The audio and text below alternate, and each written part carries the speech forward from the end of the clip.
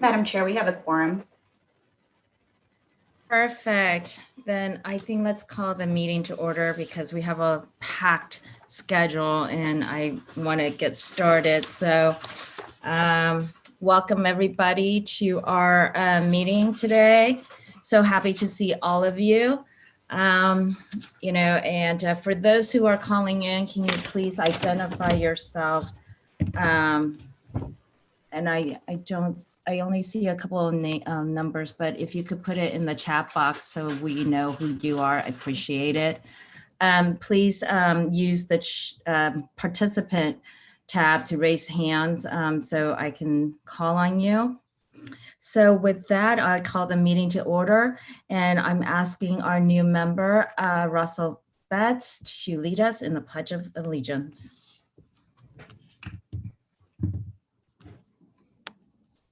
Okay, will you all please rise and join me in saluting our nation's flag. Ready, begin. I pledge allegiance to the flag of the United States of America and to the republic for which it stands, one nation, under God, indivisible, and with liberty and justice for all. Thank you very much. Maggie, if you can call the roll to confirm our quorum. Certainly. Representing Imperial County, primary member Cheryl Viegas Walker. Alternate member Luis Blancarte.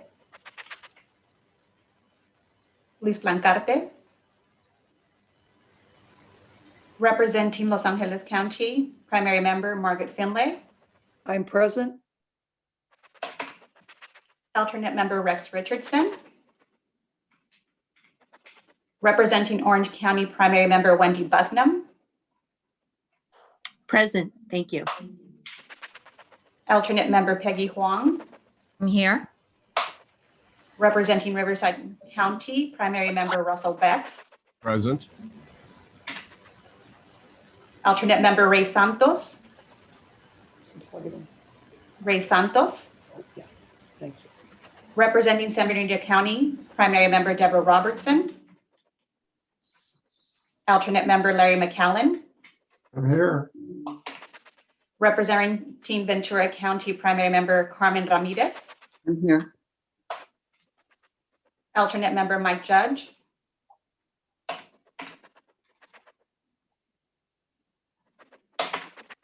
Chair, we have a quorum and it does appear Luis Blancarte is here.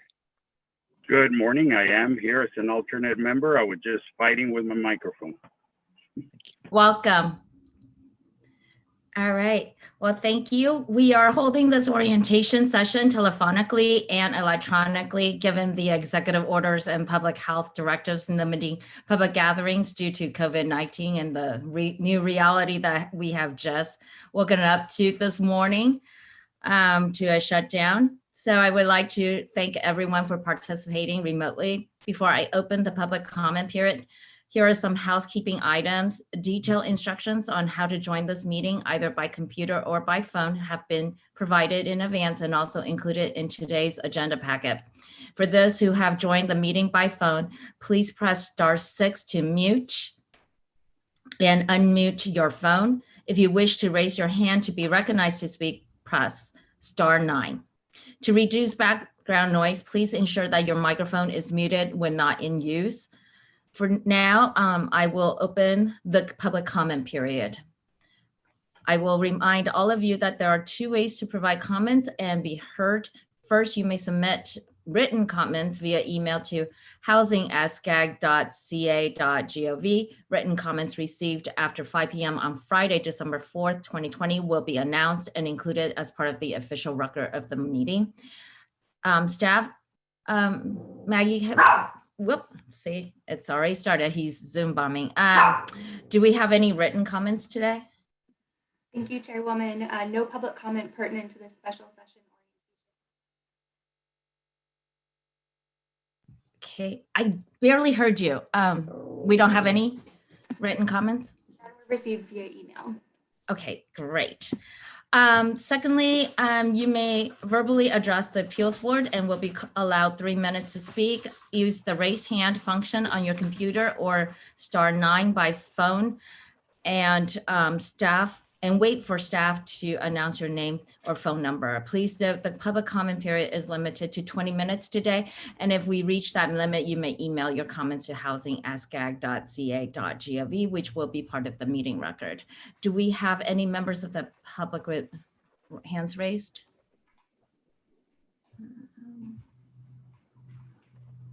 I don't see any hands raised. I don't know if staff see anything on your end. No members of the public have raised their hands. Okay, great, thanks. So with that, I will close the public comment period. I would like to remind everyone to unmute your phone before speaking and state your name during deliberations and whether making a motion offering a second. And for those who have joined by phone, press *6 to mute and unmute your phone. So the first item we have is the discussion item. I want to welcome everyone again to the Appeals Board members orientation session. In addition to today's orientation session, we have 9 public hearing sessions planned ahead beginning December 21st, which is 2 weeks from today. I would like to particularly thank you all for your commitment to this very important regional issue. This orientation session will provide a brief recap of the RHNA process to date, a refresher of the RHNA appeals procedure, and an overview of the upcoming RHNA hearing schedules. After the staff presentation, Appeals Board members will have opportunity to ask questions. So now I will ask our Executive Director, Kome Azeji, to begin the staff presentation. So Kome, the floor is yours.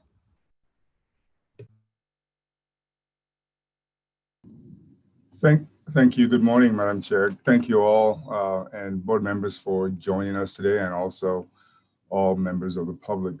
It's really a great milestone for us. We're glad to be at this point today. Wish we had been here sooner, but we all understand what's happened in the last year. First of all, I want to welcome everybody to this orientation and thank members of the Appeals Board for your commitment to this process. Many of you have served in the role as RHNA committee members over the last couple of years, and we can't thank you enough for having gotten us to this point. I want to especially thank the new members of the Appeals Board for stepping forward to ensure that we actually complete this process as required by law. Now, RHNA has been a challenging thing, and it's not always been a name or a phrase that brings a smile to your face many times, but it's what we have to do. And so I understand the challenge, and that's really why we're so glad that you are able to join us.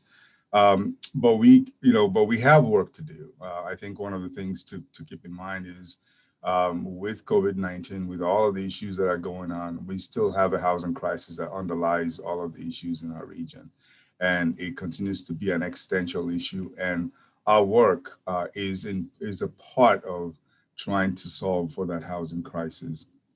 The issues in our region along the lines of overcrowding, where we have issues of cost burden, where people are paying more than they can afford for housing, and everything else in between.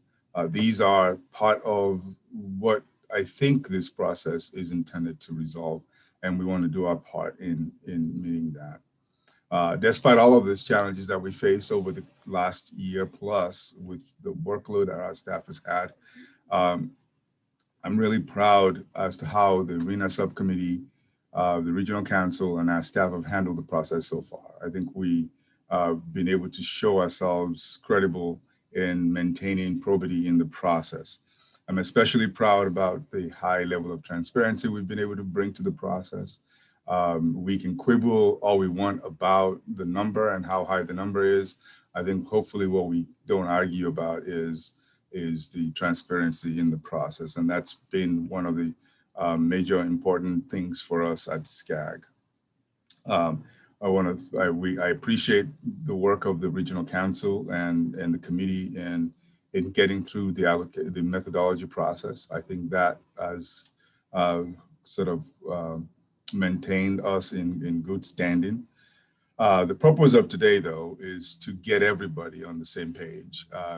We are going through an appeals process. There are things that are appealable, there are things that are not. It's good to make sure that, again, as a matter of transparency, we're all on the same page as we walk into this appeals process. We're committed to have a fair and transparent process, as we've had in the past, for all local jurisdictions to exercise their right to challenge their draft numbers based on the factors that are provided for in law. The appeals process is really more of an evaluative process. It's not adversarial. Staff will initially evaluate the written appeals and comments and will present recommendation. We'll review the written appeals, we'll review the comments that have come in so far, and we'll present a set of recommendations to the RHNA Appeals Board for their consideration.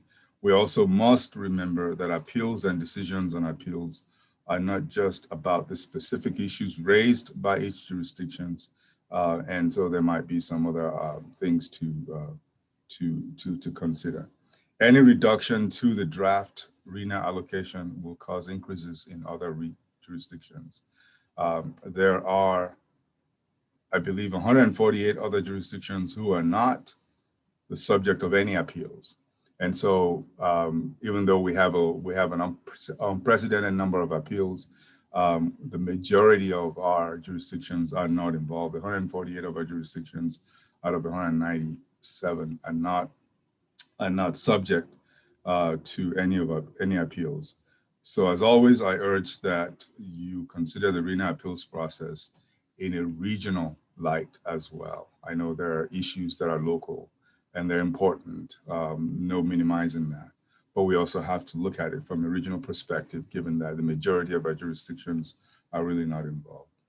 With that, I will turn it over to Kevin to provide a brief recap on the RHNA process so far and provide some details on how the appeals process will be conducted. Thank you again, and good to see you all today. Thanks, Kome. Kevin Kane, working in Compliance and Performance Monitoring Department. I'm going to, alongside my colleague, Mayan Johnson, provide kind of a recap of the RHNA process to date and the appeals. I imagine you can see my screen. I would imagine Chair Huang can probably let me know if she can't hear or see appropriately, and thank you in advance for that. So since we've been at this for nearly 2 years now, we elected not to provide a comprehensive review of absolutely everything today. That would be a lot. But especially for the new appeals board members, definitely encourage you to ask questions at the end or even follow up with staff, probably myself or Mayan individually, if you need further clarification on these things as appeals do begin 2 weeks from today. So that's Kome already kind of mentioned that this is just going to be a recap of the process so far and a little bit more details about appeals before we open it up to more questions and answers. So, as most of the people on the board and on this Zoom know, RHNA is really driven by these 5 statutory objectives. They're going to be referred to a lot, especially since the law and the State Department of Housing and Community Development, HCD, indicate that appeals must state how they further these regional objectives, even more so than the original methodology. So the first one has to do with increasing the housing supply and mix of housing types, tenure, and affordability within each region across the state in an equitable manner. The second one relates to promoting infill development and socioeconomic equity, protection of environmental and agricultural resources, and encouraging efficient development patterns. The third relates to promoting an improved within region relationship between jobs and housing. The fourth, a little bit more specific, allocating a lower proportion of housing need in income categories and jurisdictions that have a disproportionately high share, so not more of the same. And the fifth, which is a new one for this cycle, affirmatively furthering fair housing. There is some statutory language defining this, but it is the newest one. It relates mostly to providing additional access to opportunity, overcoming past patterns of segregation, exclusion, et cetera. So one of the difficulties with these objectives overall, and this is something that this body has discussed at length, is that they don't really lend themselves to very specific performance measures, like some of the other things that SCAG does, things like vehicle miles traveled or tons of CO2. And note that new units built is not one of the performance measures here. RHNA is a regional planning process. For example, number 3 here, jobs housing balance is really more of a concept than a specific measure. We know that 80% of the region's workers live and work in different jurisdictions. So, for example, just comparing the number of jobs and the number of workers, the number of people in a place is really not going to be sufficient for satisfying this objective. And I'll get into that a little bit later. We devised a measure to work around that. So what does it truly mean kind of in the narrow confines of assigning a housing planning number, which is what this process does, to overcome segregation patterns, for example, which is the main goal of AFFH, or truly increasing housing supply, which is goal number 1. And we'll return to some of this a little bit later because this definitely will come up in the context of some of the appeals. As far as where we are in the process, formally we received our regional number from HCD toward the middle end of 2019, developed a methodology thereafter. It was initially approved by the Regional Council in November 2019, then went up to the state for approval, and then again to the Regional Council, the final version of that in March of this year, March 5th. We're handling the appeals process now and hope to have a final RHNA allocation by either February or March, kind of depending on how the schedule shakes out for the 52 appeals that we've received. And local housing element updates, each jurisdiction taking that number and putting it into their updated housing element, that is due back to the state from the local jurisdictions in October of this year. Indications are that deadline is fairly well as is right now. So this first step, the regional determination, a lot of these things are back calculated. The statute's pretty clear that the housing element update is supposed to be October 2021, and there are tons and tons of steps in this process. And this step has to take place, quote, 24 months prior to the housing element due date.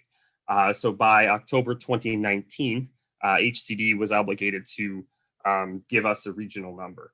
We know, and we've been through the process, that the state laws that changed in 2018 that added more factors to this process, factors characteristically reflective of existing housing need, these aspects like overcrowding and cost burden. And ultimately, it's up to HCD. They have a lot of authority on how to calculate these factors, which ones to put in and in which manner. There are some processes to follow, though. So, excuse me, let me go back there. After spending 2 years of kind of explaining this regional determination process, I feel this is the best way. RHNA law says that you do have to start with the growth forecast. That is your basis, need due to projected growth.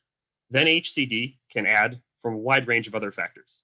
There are these big new ones, but the bottom line is that it's a growth forecast plus these other things. So HCD, so we produced a comprehensive consultation package. We did a lengthy review of existing data and approaches. In early 2019, we actually held a panel of experts meeting. 15 demographic, economic, and housing experts came here to kind of review the inputs. What is housing need? What is housing need in the context of RHNA, et cetera, et cetera. We sent a comprehensive data package and our sense of this to HCD in June 2019. And then they issued the regional determination in August of 2019, 1,344,740 units. We definitely felt that was too high, that there were some process-related components that maybe they could have looked at a little bit differently. So we did file a formal objection the month after, recommending a lower number. But HCD did not really make too much of a substantive change to the number. And the final number is 1,341,827. That difference being attributable to updating the new data came out, like one year newer of data came out. So that changed the number by 2,000 or 3,000 units. And there are no further statutory remedies available. We've gone through the process, and as I mentioned, everything's kind of backdated from this October 2021, and there are several steps, as you know, to go through here. Importantly, the appeals process cannot change the regional determination. That's not what this body can do, and there's not the authority to do that here. We've used that statutory authority already to file a formal objection last year. So once you have this number, the second major step of RHNA is to come up with a plan to allocate 1.3 million units to 197 jurisdictions while satisfying 5 objectives. And again, these are just some of the key points, but happy to go into more detail on them as needed. The methodology considers local input on both the growth forecast and the development pattern explicitly. It certainly, because it has to, consider the regional determinations, a large number, and the new emphasis on also addressing the current undersupply of housing, this existing need element. It considers this new affirmatively furthering fair housing objective. It definitely considers that there is higher level of HCD involvement in these various steps of the process. In the statutory authority HCD has, they are certainly going more with a fine-tooth comb than has been our experience in the past. And I'd say overall that these changes mostly have been handled by SCAG through developing new measures for existing need. I do want to make a small side point here on the local input and growth forecast sides. RHNA statute does not say that you must follow locally driven growth forecasts. In past cycles, SCAG has allocated regional housing almost exclusively based on this factor. But forecasted growth from 2021 through 2029, which is the time period we're talking about, gets us in the neighborhood of about 500,000 units or so. There are more than 800,000 additional units for the planning target of RHNA, which were given based on factors that aren't part of a growth forecast. What statute does say about local input and growth forecasting? First of all, they do say that the patterns, the overall points of emphasis, the principles do need to be coordinated between Connect SoCal, the RTP SCS, and the RHNA. So those points and principles, you do have to demonstrate that those are harmonized. And we do have to consider what are called local planning factors. And Mayan's going to describe those in a little bit more detail after I'm done. So as such, it is, we feel definitely a very important piece to include, but we do have more on top of that as well. And this is a pie chart that you may have seen some months back showing the regional breakdown. About 35%, maybe about 38% if you add vacancy and replacement, these small components is based directly on the Connect SoCal household growth forecast for those years. The rest is based on a measure of transit accessibility and job accessibility. Those are that's how SCAG is tackling the existing need side of the equation here. I do want to mention these principles or patterns really that we use for RHNA all flow from Connect SoCal. And in fact, the data on all of them do. That's why we were particularly keen on making sure that it's the final adopted versions of Connect SoCal that are used as the inputs into RHNA to really strengthen that attenuation between these two related but different planning processes. And to that end, we did meet one-on-one with every local jurisdiction from October 2017 through October 2018, about a year-long engagement process, and actually met in person with everybody, with I think the exception of a couple of Zoom calls. I'm not sure if we made it to some of the very far outlying areas given the staff travel budgets. But that being said, the focus, well, the focus in this process is really mainly what the title is there, the 2020 through 2030 household growth. We did ask about that explicitly. This local input process is also an opportunity to discuss all these other aspects of the development patterns and growth that one envisions in a city, down to the level of TAZs or transportation analysis zones, and ultimately, land use down to the parcel level, individual land parcels. The second major measure in here is this measure of transit accessibility. And this map and the next one kind of show how, in some ways, we take these policies and patterns of Connect SoCal and operationalize them in the RHNA process, which as I mentioned before, is really it's a number. It's a number per four numbers per jurisdiction. So these are the high quality transit areas that are lined up in Connect SoCal. Fairly heavily central portions of LA County, some North Orange County, and some major corridors through the other counties, as you can see here as well. And I want to give you just a little bit of an illustration on what we're actually doing when we say this is the population or this is the area and then thus the population in an HQTA. This is for the city of Covina here.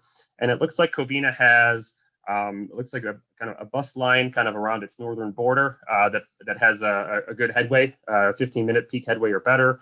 The formal definition is certainly in Connect SoCal. And I think they have I can't recall if it's a Gold Line, LA Metro stop or a Metrolink, but in any case, a one rail station. So they get the buffer around that bus line to the north, and then they get the half-mile ring around that rail station kind of in the middle of the city. And Covina, in our forecast, has 15,305 people projected to live in these shaded areas here. That's a total of 0.15% of the region's HQTA population. Los Angeles, for example, has far and away the highest of the region's HQTA population. Covina has 0.15% of it. And that's what is giving a little bit of additional RHNA number to this city in this example, 626 units on this basis. There's nothing in RHNA that says that anything has to go in any particular place. That's a city level number, but it's based on this information within the city that we derive from Connect SoCal here. So that's just a little bit of background on the transit access measure. And I want to talk for a second too about the job access measure here. You'll hear this a lot, and this is from Census LEHD Lotus data. If you care to know, about 80% of the region's workers live and work in different jurisdictions. Most people do commute across a jurisdiction. Certainly COVID telecommute, but that notwithstanding, the place of work and the place of residence are very different. And this map, I think, kind of helps you think regionally on this a little bit. So the folks who live in the cities that are in the deep red here, this is the highest job accessibility area. In 2045, these people will be able to, in a 30-minute automobile commute during the peak commute in the morning, get to over 2 million jobs. It's astounding, actually, if you think of this on kind of a national scale, how many jobs you can get to in a fairly short amount of time if you live in one of those deep red places. But this is kind of a relative thing. So, if you look kind of toward the more outlying areas of the region that are further from kind of the density of employment, perhaps a city like Temecula, just because I happen to pull that up and because they have a nice wine country thing going on over there that I enjoy myself too. Even from Temecula, you can still get to 229,000 jobs within 30 minutes. So while that's a lot lower than kind of some of these deep red areas here, that still ends up with 484 units on the basis of job access for Temecula. So it's something, but it's definitely a lot lower than some of those other parts of the region, places perhaps like in a city of Commerce, Culver City, Brea, some places in the deep red there. And the last component of the methodology that I want to talk about is related to this fifth RHNA objective that I mentioned, is affirmatively furthering fair housing. SCAG's RHNA methodology satisfies this objective using what are called the opportunity indicators. Often we refer to them as the TCAC or tax credit allocation opportunity indicators. Those were developed jointly by HCD and TCAC. And what these really are, it's a measure of resource level across the region. Often we think of kind of the income distribution, high income and low income areas. This expands upon that to include a lot of additional economic, environmental, and education-based indicators. AFFH is specifically about access to opportunity.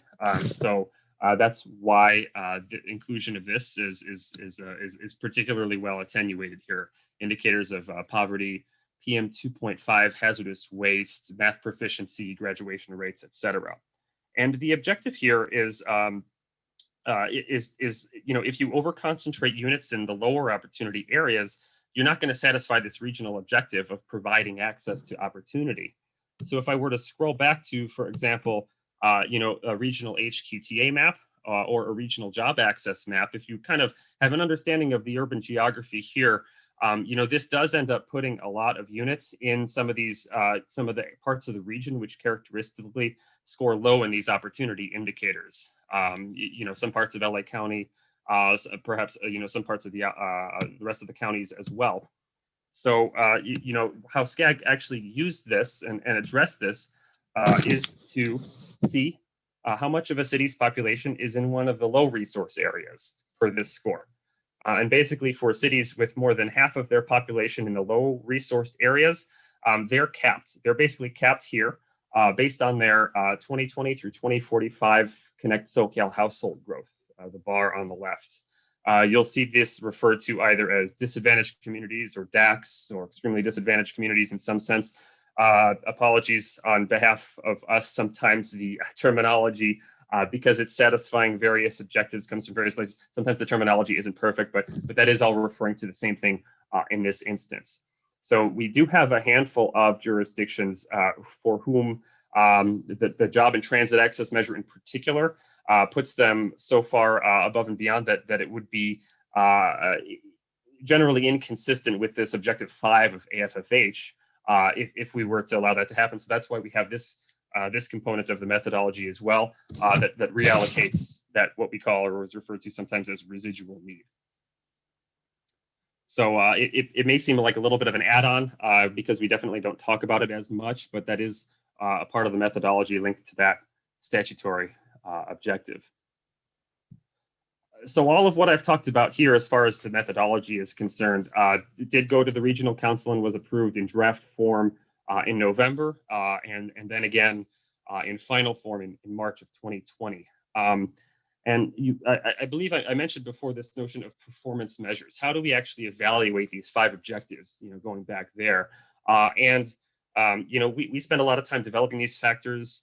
We try to help HCD understand the urban geography of our region, how we do this here, given the nuances of how everything is distributed across our region. But ultimately, it's HCD's job to assess the methodology.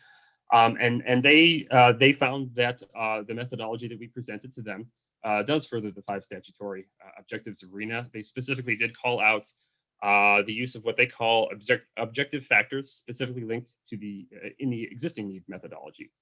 They also recommend that any changes made in response to appeals should be in the interest of seeking ways to more deeply further the objectives without compromising other objectives.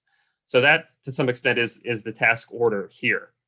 I do want to, again, stress that the methodology already been adopted. Objecting to the methodology itself is not, per statute, a grounds for appeal. So I'm going to turn it over to my colleague, Mayan Johnson. And Mayan, if you could just do a quick next, I'll advance through your slides for you. Great, thank you, Kevin. All right, so I'm going to go and I'm Mayan Johnson, one of the housing program managers here at SCAG, and I'm going to go over the appeals process itself, how this is going to drive your life for the next couple months. But I'm going to go over the procedures, basis for appeal, and then I'll turn it back over to Kevin to then go over our next steps. So for the appeals process, we had a 45-day filing period after the draft allocation was released in September, and 52 appeals were filed by 48 jurisdictions affecting 49 jurisdictions. This is because while most cities filed an appeal to reduce their own RHNA allocation, there were several instances in which an appeal was filed against another jurisdiction. So that's a new feature for this cycle, whereas prior cycles, it was just an appeal on your own number. Geographically, Orange County filed the most appeals out of the 52, so 21 of the appeals were filed all from Orange County.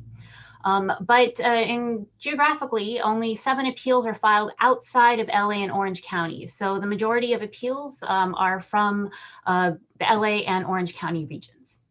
Next slide. So as Kome had mentioned earlier, the purpose of the appeals process is to ensure that we carry out RHNA statutory requirements. For those who are following state law, it starts with Government Code 65584.05, but it allows jurisdictions to present facts to support their appeals. So they're requesting a reduction on their draft RHNA allocation. This is an evaluative process, so we don't see this as an adversarial proceeding. So for all appeals submitted and all of the documentation, we wanted to thank all of our jurisdictions that submitted an appeal that took the time to prepare and submit the appeals. It's no easy task to put together, but when you provide documentation, it does help SCAG staff. So we've read all of your appeals. We're still developing the staff reports and we're also reviewing the documentation that you've provided. But SCAG staff is combing through because we do have to provide a response and provide a recommendation to the RHNA Appeals Board based on the facts and our arguments that are set forward. So the RHNA Appeals Board will consider staff recommendations and the input and the appeals from local jurisdictions, and also comments from other local jurisdictions, HCD, and other interested parties. I wanted to point out that we are still within the 45-day comment period that followed the appeals filing period. That I believe ends on December 10th, but any jurisdiction and HCD can comment on any of the appeals filed. If you haven't already taken a look, all appeals that are filed are posted on our RHNA website at www.scag.ca.gov/RHNA. And so I wanted to also provide a friendly reminder that SCAG staff and legal counsel are not advocates. We just review all of the appeals and provide our professional recommendation and advice regarding the RHNA process. So we want to ensure that we are in compliance with state housing law, but we do want to make sure and remind everyone that we're not advocates for any particular stance. Next slide, please. So the remaining timeline, again, December 10th is the last day for local jurisdictions and HCD to submit comments on the appeals. Of course, anyone can comment on anything related to RHNA, but this is just something that's specifically called out in state housing law. Between December 21st and January 22nd, we will hold a total of 9 appeals hearings. Those public notices are being sent out in compliance with state housing law. I believe we have 21 days before each of the hearings to send it out. So if you did file an appeal, but you haven't received notice, we'll be sending those out shortly.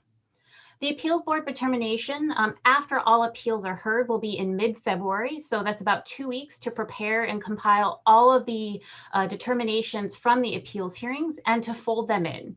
And then Kevin, my colleague Kevin, will go over then the next steps in any possible reallocation of successful appeals. That'll be done at that point. Then finally, while the CHD and RC do not hear appeals, so the appeals board is the final hearing body for all appeals per our adopted guidelines. Our proposed final RHNA allocation will be reviewed by them, most likely in March of 2021. While we could aim for February, given the appeals hearings and the timeline, that is likely not possible. So we're looking towards March 2021 as the final RHNA allocation adoption. Next slide, please. So the day of procedure. So this is a chance for jurisdictions that filed an appeal to provide, or HCD, but that wasn't the case this time, to provide any initial arguments. So during each appeal, this will be heard by jurisdiction. So the jurisdiction that's subject of the appeals filed. And in most cases, of course, that was just the jurisdiction itself. But each appeal applicant, each of them have 5 minutes to present their case. And in one instance, for one particular city, the subject jurisdiction that did not file an appeal will have 8 minutes themselves after the appeal applicants have had their 5 minutes each. After those initial arguments, SCAG staff, one SCAG staff will provide a staff response. That'll take about 5 minutes. And then there'll be a chance for rebuttal. So again, 3 minutes each for anyone who filed an appeal and the subject jurisdiction in that case. After those arguments are all presented, then we'll turn it back over to the board for any questions and discussion, and also to make a determination. The appeals board doesn't have a time limit, but we just want to remind everyone that there are 52 appeals. So if you do take 6 hours the entire day, I don't really recommend that. You are certainly welcome to, but we're going to have to continue this for quite a while. So just something to keep in mind. Next slide, please. So now I'm going to go into the basis allowed for filing the appeals. In state law, there are 3 main factors, or 3 main bases, and I'll go into each of them. The first one is the application of the RHNA methodology. The second one are local planning factors and affirmatively furthering fair housing, or AFFH information. And the last one is change of circumstance. So I'm going to go into each of these next. Next slide, please. So let's start actually with the local planning factors and affirmatively furthering fair housing, AFFH. So there are 15 factors in state housing law that SCAG did survey as part of its development of the adopted RHNA methodology. This survey was conducted in spring 2019, but jurisdictions, they could answer the survey, but even if they didn't, they were welcome to submit an appeal based on any of these factors. So I'm going to highlight, I'll go through what each of them mean, but I'm going to particularly highlight the ones that are most commonly checked. So when you do see the appeals packet submitted by each jurisdiction, you'll be able to see which ones they've checked as their basis for appeal. So the first one, existing and projected jobs housing balance. The purpose of this is to ensure that jobs and housing are done in tandem, or at least considered in tandem. Our RHNA methodology does kind of link the two together, but this is called out as a factor.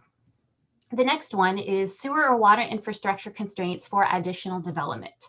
I wanted to remind everyone that just because some of these factors exist within a jurisdiction, it doesn't necessarily warrant a reduction into your draft RHNA allocation. The reason for this is because it may have already been factored, for example, in the adopted methodology, or that the constraint may not be significant enough to warrant a reduction, because remember that the RHNA allocation is it's a representation of both existing and projected housing need. So just because the factor exists doesn't necessarily warrant a reduction. There needs to be a supporting argument as to why and documentation to support that argument. So this is one of the prime examples, sewer water infrastructure constraints. Per state housing law, these are listed specifically in Government Code section 65584.04, but it does require that these decisions are made by a provider outside the jurisdiction that precludes it from developing additional residential development. So just because, for example, there currently isn't enough sewer infrastructure, for example, to support additional development, that alone does not preclude a jurisdiction from providing that or getting someone else to provide that. There needs to be documentation that supports the argument they cannot provide more.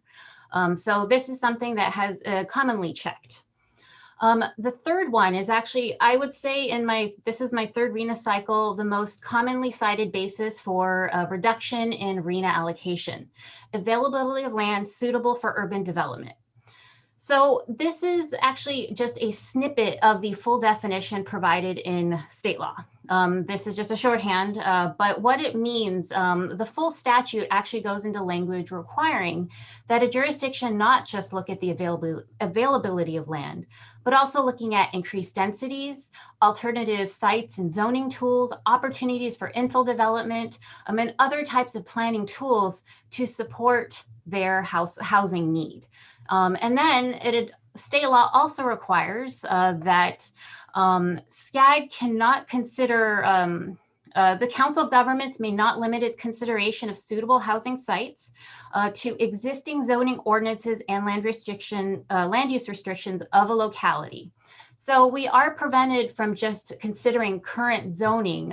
It requires a jurisdiction to look beyond that. So just because you don't have any vacant land, or just because you feel built out, or a jurisdiction feels built out, it doesn't necessarily warrant a reduction to a draft RHNA allocation. Again, there needs to be a supportive argument and supportive documentation if this is going to be granted as a basis for appeal. So just something to keep in mind when you do read the appeals and also the staff responses. The next one is also checked commonly, lands protected from urban development under existing federal or state programs.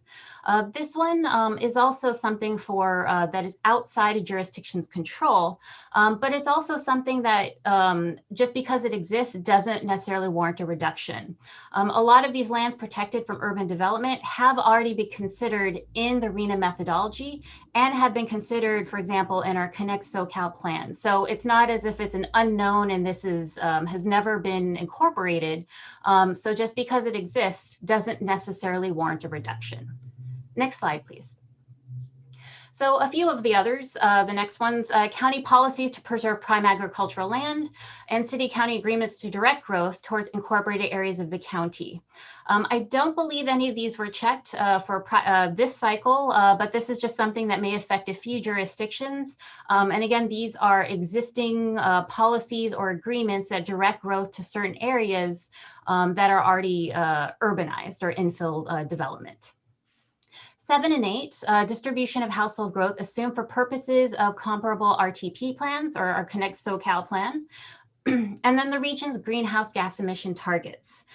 This is to align with the requirement that our RHNA allocation, our RHNA plan does need to have be consistent with the development pattern of the Connect SoCal plan. But again, this is done at the regional level. So our RHNA methodology that was adopted this year looks at RHNA and its allocation and the development pattern on a regional level. So you can see, especially in number 8, greenhouse gas emission targets, it's the region's greenhouse gas emission targets. So these are little nuances in state housing law, but when SCAG staff does analyze the basis for appeal, we do compare it to what's currently in statute. Next slide, please. So a couple others, these are not as checked or for a basis for appeal, but just so you're aware, loss of units contained in existing housing elements. These are low-income households that have been granted 30 to 50 years or more for their affordability for their deeds, but they're just at risk for losing affordability status. I don't believe any were used as a basis for appeal for this cycle. High housing cost burdens. So again, this is a snippet of what's in state housing law, but for high housing cost burdens, these are for cost burdened households. So the high cost of housing isn't what it's getting at. It's for cost burdened households. So those who are paying more than 30% of their income or more on housing, and also those who pay 50% or more, extremely cost burdened households. So this is just something to keep in mind as well. The rate of overcrowding, some jurisdictions are more crowded than others, but as my colleague Kevin went to a little earlier, this was addressed at the regional level. So just because some of these conditions exist, again, doesn't necessarily warrant a reduction on its own. Housing needs of farm workers, I don't believe this one was checked, but some farm worker communities do have specific housing needs. So that's why this is in housing law. Next slide, please. Housing needs generated by the presence of a university campus within a jurisdiction. So there are a large number of four-year university and college campuses, both private and public, throughout our region. And a lot of times they do generate housing needs because they don't provide enough, for example, dormitory housing for their students. So this is a consideration, but again, just because there's a presence of a university campus, there needs to be an argument and documentation to support housing needs generated by that university where the methodology does not include that. Loss of units during a state of emergency, units lost due to fire or other disasters, but I don't believe this one was checked. And then the last one, affirmatively furthering fair housing, AFFH.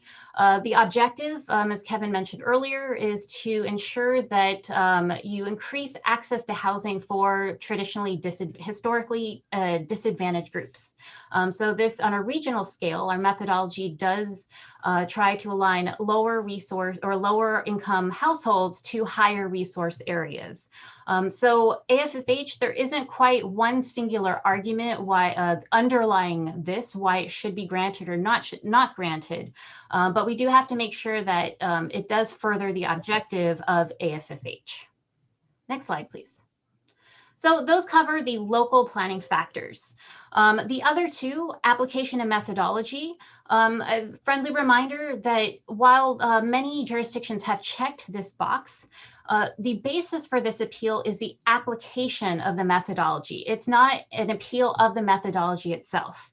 The methodology that was adopted earlier this year was actually a 1.5-year process. Many of you sitting on the committee today may have some great stories to tell about the whole process. It was very long and very intensive, but the methodology process was a separate process for RHNA. So the application of methodology, the basis for this appeal would be things such as an error in the data.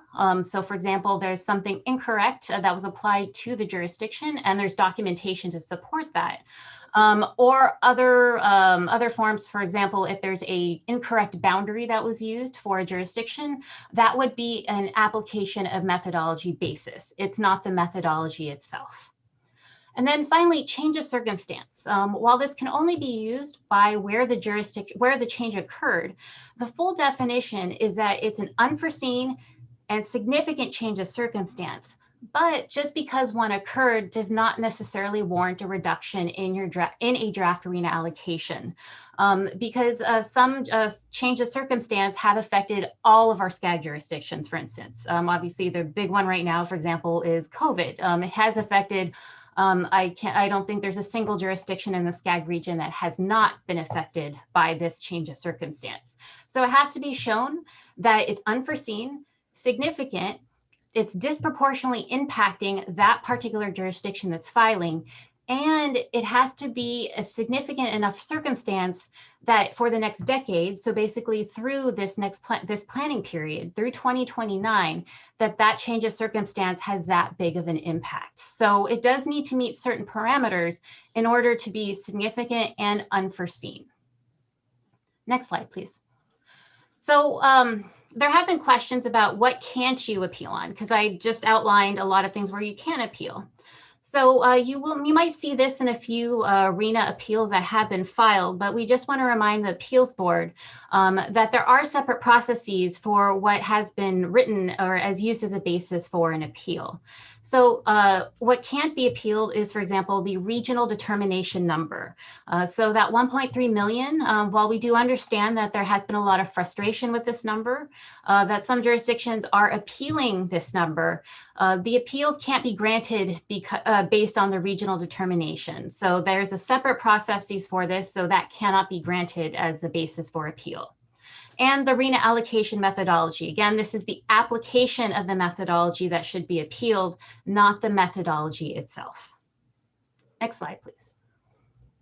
And a couple other restrictions on appeals. State law does outline these specifically, but an appeal cannot be based on a local jurisdiction's existing zoning ordinance and land use restrictions, including its general plan. Similar to that, any local ordinance, policy, voter-approved measure, or standard limiting residential development. So those cannot be used or an appeal can't be granted based on these factors. And the other two are prior underproduction of housing from a previous RHNA cycle. So a jurisdiction cannot use as a basis for appeal that they have not permitted enough units compared to its last cycle. And similar to that, also stable population numbers. So if the population, the jurisdiction says its population has been stable since the last cycle, state law specifically does not, states that an appeal cannot be based on that factor. Next slide. So just as a recap, and I kind of hinted at what a preview, if you want to go ahead and start reviewing the different appeals filed. But a few things to call out: application and methodology. You'll see a lot of things such as HQ tape population and the job accessibility measure. You'll see appeals based on those factors. Availability of land and development constraints, as I outline in local planning factors, jobs, housing relationships, household growth and greenhouse gas emission targets in regards to the Connect SoCal plan, AFFH, and of course, everyone's favorite topic, COVID-19. So you'll see these reoccurring themes throughout the appeals, but just what I've covered, just make sure that you do keep the parameters of what you can and can't base an appeal on based on the topics I've covered. Next slide. So the principles to grant appeals, state law just goes over that any appeals that are granted must continue to further the 5 statutory objectives outlined earlier in this presentation. And also we do want to make sure that there are any data errors that are pointed out, that we do correct those in granting appeals. We are human, so we know that SCAG staff, maybe we've made a mistake, so we'd like to be able to correct these through any granted appeals. Next slide. All right. Oh, okay. I think at this point, I'll turn it over to Kevin Kane.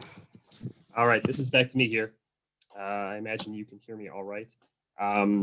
So this is really the last step here, and then I'll turn it back over. The reallocation after the appeals. Unfortunately, in the past, HCD has provided a range for its regional determination.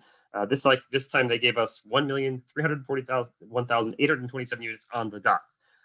So if any appeals are granted, they do have to be reallocated elsewhere in the region. And we've got kind of a 2-step formula for that. The first step of that is actually in statute.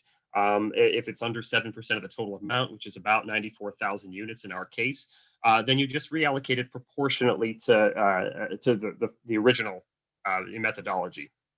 If it's above that, what we have in our now approved appeals guidelines is that any amount above that follows what's called the residual methodology, which I described briefly before. Basically, it's based on job and transit access, excluding lower resource jurisdictions staying within the county.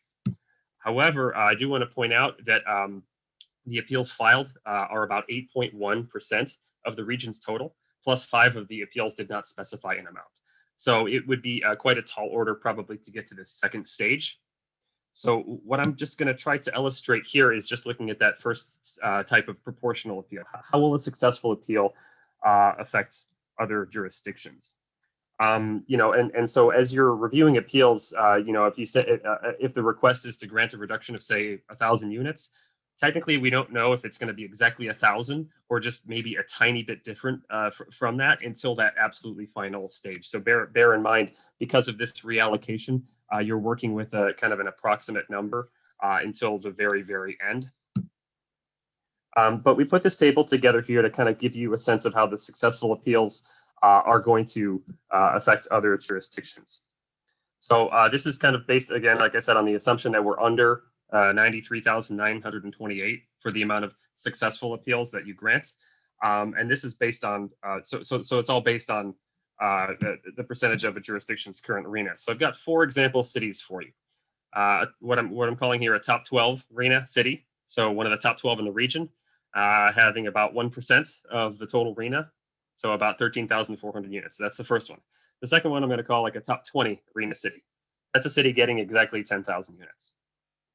The third example city here, a median RHNA city. So middle of the pack city is getting 2,500 units right now. And then the fourth example here, I'll call a low RHNA city, a city getting 1,000 units. So first, let's imagine you're considering granting a reduction of 1,000 units for somebody. That is going to add 10 units to this top 12 city. It would add 7 units to a top 20 type of a city. It would add 2 units to the median city in the region. And it would add 1 unit to kind of a smaller or lower RHNA kind of city. Next, let's imagine what a reduction of 10,000 units looks like. Maybe this is one big appeal where a reduction is 10,000 units, or maybe it's 10 smaller appeals, 1,000 units each. It's going to add 101 units to this first city here, 75 units to the second city. It's going to add 19 units to kind of your middle of the pack typical city, and it would add 8 units to this lower RHNA, kind of probably smaller city here. And the final scenario here, well, what if you approve the vast majority of the appeals that come before you? Let's say 93,000 units. That's going to add 997 units to this kind of a top 12 city. It's going to add 745 units to a city in the top 20. It's going to add 187 units to kind of your middle of the pack, and it would add 75 units to a low RHNA city. So hopefully that is a little bit kind of a helpful guide just about the magnitude of what this reallocation might look like. But I want you to keep in mind too that there are a couple of outliers. As you probably know, there is one local jurisdiction which is taking on 34% of the region's RHNA right now. So roughly 1/3 of anything that is successfully appealed goes straight to that jurisdiction. Secondly, there's no appealing of this additional number. There's no other appeal step after this. So, as Kome mentioned in his introductory remarks, there are 148 cities that are not even part of this process right now. If they happen to be some of these cities, there's not an additional recourse there. They don't get, a formal period to kind of present arguments to the appeals board on this. So hopefully that's a little bit helpful in understanding that process. And I'll just close out kind of with where we are schedule-wise. We've got this orientation session today. 2 weeks from today, we'll be hearing the first 7 appeals.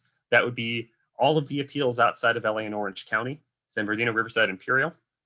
The first week of January, on Monday, Wednesday, Friday, we've got penciled in most of the LA County jurisdictions, if possible, given timing, starting with Gateway COG, GC COG, working through San Gabriel. And this is not a specific, obviously we may spill over and we haven't set every city for each date, but this is hopefully to give you a helpful sense of what we're anticipating right now through South Bay, Cog, West Side cities and the others. The second week of January, the Monday, Wednesday, Friday of that week, we're anticipating hearing Orange County's appeals. And then the following week, I believe that's MLK impacts that week, but on the 19th and 22nd of January would be spillover if needed. Finally, the appeals board is going to have to meet one more time after this. Once SCAG takes all of your determinations on the appeals, puts them together and calculates that final number, you will have a final opportunity to vote on that full package of everything. So that's all I've got. Thank you, and happy to turn it back to the chair and entertain questions. Great job, Mayan and Kevin. Lots of information, lots of things to cover. I see a hand raised from Carmen. Thank you. I wanted to just ask a couple of questions here. If I could, the change of circumstances, grounds for appeal that I think Mayan discussed, just for example, the town of Paradise, Northern California, they've had a change in circumstance. What definitely, along with some other areas, what would be in the scenario if we were in that region, what would we be able to do or not do for that area in terms of allocation? Sure. So we've had internal friendly arguments going back and forth about, what could constitute a change of circumstance, what would be a grantable one. In those cases, especially when there's a loss of units, for example, due to a fire or natural disaster, in that particular case, that would actually require, to keep up the projected household growth, it will require a replacement of those units. So if if there's a loss of units, for example, but then there was no moratorium declared on housing, let's say someone stepped in, the governor or something stepped in and said, okay, this town, no one can develop here forever. That would be a change of circumstance. It would be something outside the jurisdiction's control to be able to provide additional units to replace what was lost. I haven't heard of that happening in that case, but if you applied that scenario to a change of circumstance, I imagine short of a moratorium that disallowed any further growth, that would actually add more units back to that jurisdiction. Okay, and then just a real quick follow-up. I don't know if people are familiar with this term, jury nullification. And I'm wondering, the lawyers know what I'm talking about. What would be the consequences? I'm not considering that, but I'm just, thinking of potential possibilities from my colleagues here. Jury nullification means you just reject the requirements. Our appeals panel might reject the requirements. What would be the consequences of that, Kevin or Mayan? Or do we have our counsel available somewhere? Try to pass this over to Pat Chen. She's our special counsel helping with RHNA appeals issues. Pat, you're on the line? Yes. Good morning. Can I understand the question a little further, Carmen? Can you explain exactly what you mean? Are you saying if the appeals board decides to reject the requirements for the appeal? Is that what you're saying? Yeah. That would be operating outside of the appeals procedures that SCAG has already adopted. And I would advise that the appeals board not go there. That is completely against our own adopted procedures as well as state law. Well, I certainly, I'm a lawyer. I believe in respecting the law. So I just wondered about it as a possibility. What would be the consequences?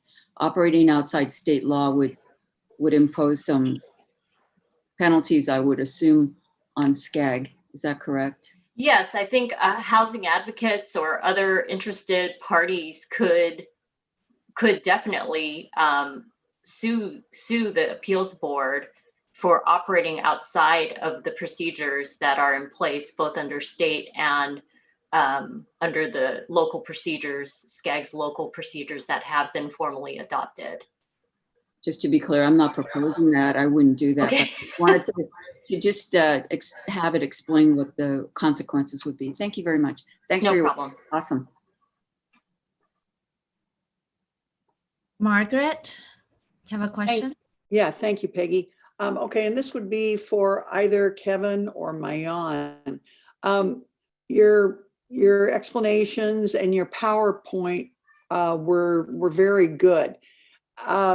Is this something that is available to or has been mailed out to all of the appealing bodies at this point?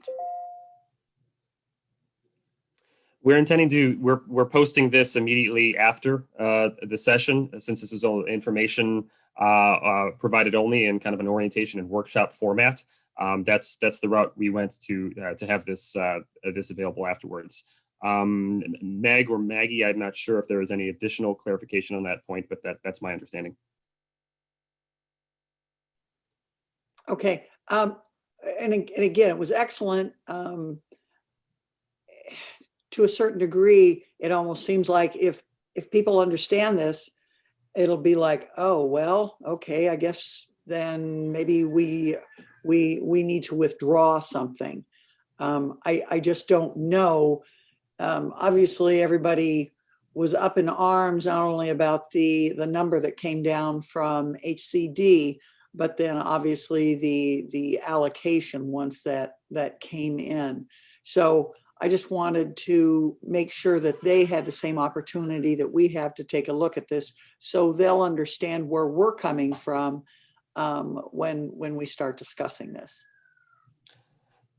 What we might be able to do to that effect, I'm sure that a number of the appealing jurisdictions are probably on the line today. I would hope we do notice and provide the communications about that. Perhaps we can ensure to direct those parties to where this information is now made available. It certainly illustrates that it's in some ways a narrow process. I think you're getting at to some level. That's exactly right. Our hands are tied in so many different ways, and so I just want to make sure they recognize where we're coming from, because nobody's happy with this, and there's nothing we can really do about it. And whatever, if we take from one entity, it's going to get distributed to a lot of other entities. So, okay, well, thank you. Once again, excellent presentation. I appreciate it. Thank you, Margaret. And I think, what you said is correct. And something that staff earlier had mentioned is we got, as appeals board and as SCAG members, we think regionally.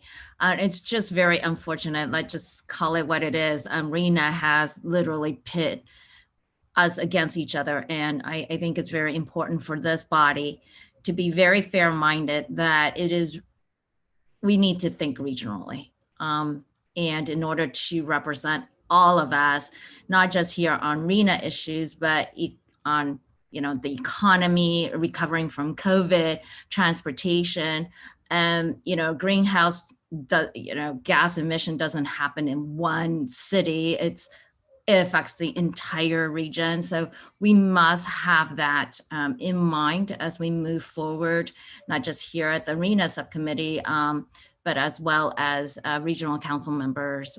Let's start, if we have not, and we really have to think regionally, and that would be the best way we can advocate for Southern California, especially in COVID. I mean, we got put together with 10 other counties, right? So we really have to think together. The 6 counties really got to stick together and not be divided. So I'm looking forward to working with all of you. I want to say to Kome, great job on leading the staff to reformulate our website, so much easier to use. I am not a computer friendly person. I tend to crash computers. So it's actually been great. I really like it. If for those of you who have not used it, there's a button specifically for RHNA. And then if you go under the subcommittee, you can go back if you want to enjoy those hours of discussions that we have for the last 2 years. You can go back to the RHNA subcommittee and really listen to the deliberations and how we came about to this methodology. Lots of discussions, a lot of concerns that were brought up were discussed. As Comey stated, we did our best to be transparent. I'm sure that, you know, there might be here and there we could do better. We can always do better, but you know, everything is posted online.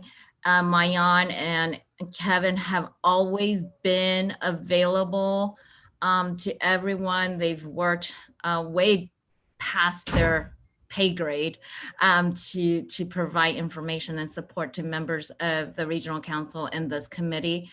For our new members, really recommend that you do review our methodology again and you know, reach out to staff. I'm volunteering their time for them to you because I think it'll be good to get through to know what happened in the last 2 years. So welcome all our new members and to welcome back our old members, and good to see all of you. And one last housekeeping thing is these are going to be long meetings. So if you have questions, I would appreciate it. If you don't editorialize, just get to the question so that when it's time to deliberate, we give you a lot of time to deliberate. So with that, I'm going to do one last check to see if I have any hands raised. I don't see any hands raised. Well, no, I take that back. Larry. Thank you, Madam Chair. This is my third RHNA Cycle Appeals Board. Mayan and I have worked together for a long time. She was my staff assistant when I was president of SCAG back in 2010, 11, I guess. It's been a while. Great presentation. Can the presentation be made available to us? Send it or put it in a Dropbox or something? We can make sure that it gets to you in addition to posting. Yeah, it's got a lot of good information on it and be very helpful to review. Thanks. Thank you. Russell? If I may make a quick elaboration on the point made by Councilmember Finley earlier regarding kind of the somewhat limited nature of the appeals board scope right here. Another item to point out that we did not in this presentation is all of the other housing supportive work that does take kind of a broader and more positive look. I can link the page to you as well. We're even providing a web application rollout tomorrow, for example, about kind of the next steps beyond RHNA in light of the narrow nature of this. So, thank you. Russell, you have a question? Yeah, a quick question. One, I was going to ask you about getting a copy of the presentation, but that's been answered. Thanks, Larry. The other thing is that, you know, going through the previous 2 years of this process, it's very, very intensive. And I just wanted to compliment staff on helping everybody get their head back around the critical points. And the presentation was very, very good. And I guess I'd encourage anybody who hasn't been through that prior 2 years to take a little bit of time. And thanks for getting the website fixed so that that's easier to do. So anyhow, that's what I had. Thanks. Thank you. Last call for questions. I don't see any hands raised. So with that, I will adjourn the meeting. Thank you all for your time and happy reading to get ready for the next meeting. Please, I know it's a lot of information, but these jurisdictions did put in their time to put this packet together for your consideration. And so please do read those packet so that it would help us in our deliberation. So with that, thank you to everyone, and I'll see you in 2 weeks. Peggy, thank you for your leadership. Outstanding job. Thank you, Peggy. Thank you. Bye. Thank you all.